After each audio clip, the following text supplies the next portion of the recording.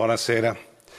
Volutamente ho lasciato che si chiudessero le trattative sul fallimento all'Italia, poiché questo si tratta. L'Alitalia, la nostra vecchia compagnia di bandiera, è fallita. Molto si è detto su questo caso, molte opinioni sono state espresse, però sovente sono stati travisati fatti violentati da chi ha cercato di nascondere questo clamoroso fallimento. Andiamo con ordine. All'inizio del 2008, dopo tanti annunci di interessamento per acquisire l'Italia da parte di diverse compagnie aeree europee, era rimasto sul tavolo l'offerta di Air France. La compagnia francese avrebbe pagato le azioni e le obbligazioni convertibili con circa 1 miliardo e si sarebbe pure accollata i debiti appunto dell'Alitalia. Questa era la proposta vincolante del 14 marzo del 2008 di Air France e subito accettata dal Consiglio di amministrazione dell'Alitalia. Su questo accordo erano contrari i sindacati.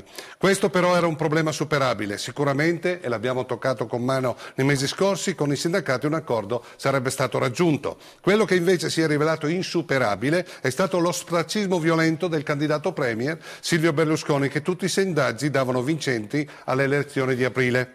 Berlusconi ha fatto la sua campagna elettorale tuonando contro il centro-sinistra e contro Prodi, accusandolo di voler svendere la nostra compagnia di bandiera ai francesi. Diceva che l'Alitalia deve restare italiana, anche se diceva pure che c'era una cordata già di giovani patrioti imprenditori pronti a rilevarla.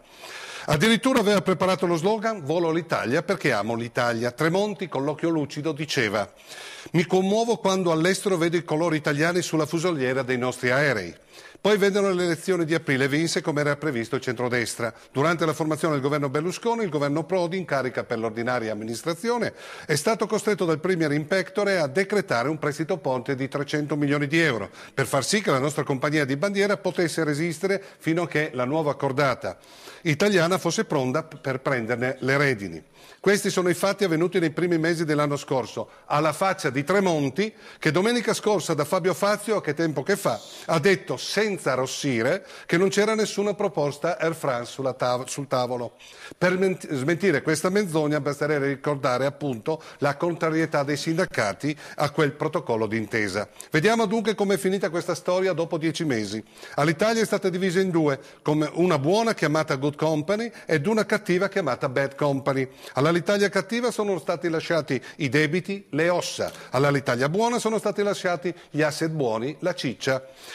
L'Alitalia cattiva, quella con i debiti, se la deve spupazzare il cittadino contribuente, che pagherà i circa 3 miliardi di debito, dei debiti ai quali verranno sommati 300 milioni del prestito ponte che non sarà più restituito, mentre l'Alitalia buona è stata ceduta alla CAI, una nuova compagnia appunto italiana, per 1 miliardo e 52 milioni di euro. Dimenticavo di dire che la CAI si è fusa con Air One di Carlo Toto, una compagnia privata in stato prefallimentare. Ma la vera chicca di questa tragicommedia è che, pagando poco più di 300 milioni, Air France, la compagnia francese che Berlusconi ha combattuto per mantenere l'italianità di Alitalia, è entrata nella società con il 25% del capitale. Sembra una barzelletta, eppure sarà Air France l'azionista di maggioranza che farà il bello e il cattivo tempo nella nuova Alitalia. Senza Air France la CAI non era in grado di far decollare questa nuova compagnia aerea e quindi oggi si può dire Berlusconi ha salvato l'italianità dei debiti però.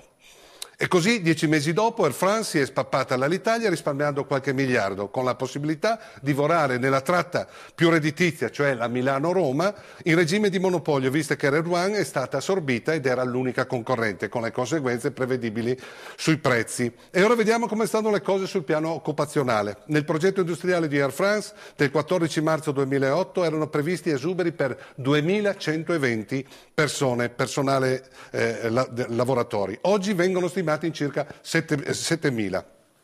Ad oggi sono stati assunti dalla CAI 12.600 lavoratori. Nella selezione del personale sono stati applicati dei criteri di assunzione da padroni delle ferriere. Ad esempio non sono state assunte donne con bambini e persone con deficit fisici.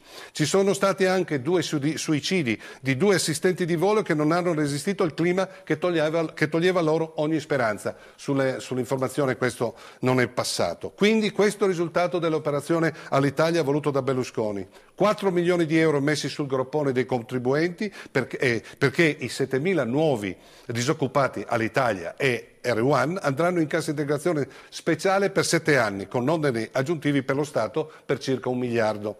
Se vivessimo in uno Stato normale, l'autore di un tale misfatto verrebbe inseguito con inforconi dalla gente. Purtroppo, grazie ad una informazione faziosa e drogata, gli italiani dormono profondamente. Forse quando si sveglieranno potrebbe essere troppo tardi. Arrivederci a mercoledì prossimo.